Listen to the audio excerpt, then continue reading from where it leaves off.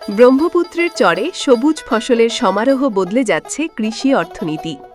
গাইবান্ধা থেকে জামালপুর পর্যন্ত ব্রহ্মপুত্র নদের তীরে বিস্তৃত বালুচর জুড়ে সবুজের সমারোহ। পলিমিশ্রিত চরের মাটিতে টমেটো, লাউ, বেগুন, মরিচ, পেঁয়াজ সহ নানা জাতের সবজি ও বিভিন্ন রবি শস্য চাষ করে স্বাবলম্বী হচ্ছেন কৃষক। শহরের সঙ্গে পাল্লা দিয়ে গ্রামীণ যোগাযোগ ব্যবস্থার উন্নয়ন ও তথ্য প্রযুক্তির ব্যবহার বৃদ্ধিকে কাজে লাগিয়ে এখানকার কৃষক তাদের উৎপাদিত ফসলের ন্যায্য মূল্য পাচ্ছেন। উৎপাদন ও বিপণনের সঙ্গে সরাসরি সম্পৃক্ত শ্রমিক, মধ্যস্বত্বভোগী, পাইকার এবং পরিবহনের সঙ্গে জড়িত শ্রেণী মিলে কর্মসংস্থান হচ্ছে অনেক মানুষের। বীজ, সার, কীটনাশক ব্যবসাও হয়েছে প্রসারিত। সব মিলে ব্রহ্মপুত্রের দুই তীরে এখন শুধু ফসলের সম্ভার। সরাসরি মাঠে ফসল ফলানো কিংবা উৎপাদিত ফসল বিক্রির সঙ্গে সম্পৃক্ত কথা হয় কয়েকজনের সঙ্গে।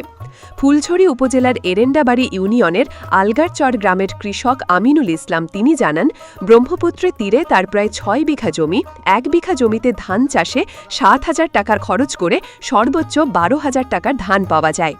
অপরদিকে ১ বিঘা জমিতে লাউ, টমেটো, শসা, ঝিঙ্গা, মরিচ বা বেগুন চাষে মাত্র ৫,০০০ টাকা খরচ করে একই সময় ৫০,০০০ টাকা আয় করা সম্ভব হচ্ছে।